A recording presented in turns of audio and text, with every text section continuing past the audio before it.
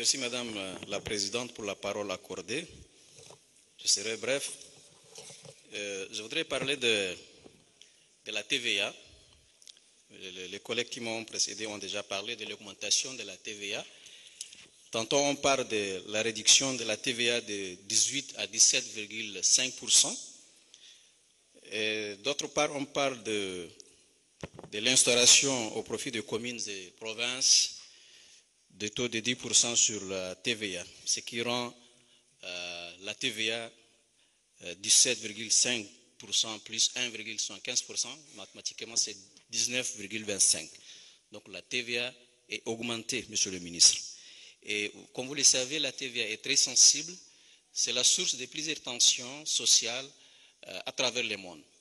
Donc nous pouvons développer nos communes, nos provinces, mais pas sur les dos de la population. Et écouter les cris de la population qui souffre déjà et qui aspire à l'amélioration des conditions de sa vie et à son bien-être. Vous pouvez prélever ces taxes sur les entreprises que vous avez réduites de 35 à 30%. On ne peut pas être clément avec les entreprises, les banques, les sociétés et dur avec la population. Et dans le même sillage, Monsieur le ministre, nous avons interpellé ici votre collègue du commerce et de l'industrie, il y a cela quelques semaines, sur la hausse du prix de matériel de construction, notamment le ciment.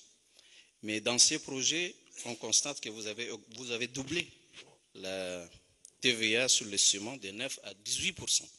Pourquoi? Je suis membre de la commission communication et lors de l'audition du ministre de la communication et le président de la AMA, nous avons constaté que seulement une enveloppe de 380 millions est accordée à la subvention d'aide publique à la presse. Or, le dialogue national inclusif a recommandé l'augmentation de cette enveloppe.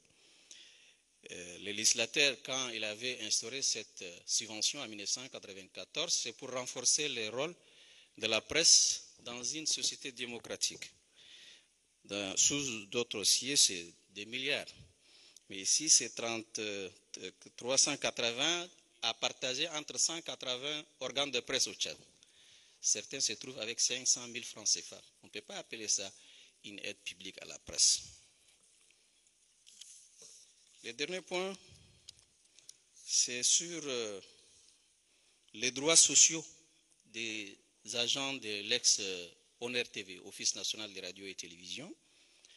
Comme vous le savez, l'ONR-TV et la DGR-TV ont été dissoutes en 2016 pour faire place à l'ONAMA. Mais les droits sociaux de ces agents n'ont pas été versés.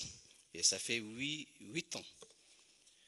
Le ministre de la Communication a saisi le Premier ministre pour résoudre ce problème qui date de 8 ans. Le Premier ministre vous a saisi, Monsieur le ministre, depuis le 7 février 2023, avec un soit transmis pour exécution. Le montant, c'est autour de 1 372 millions.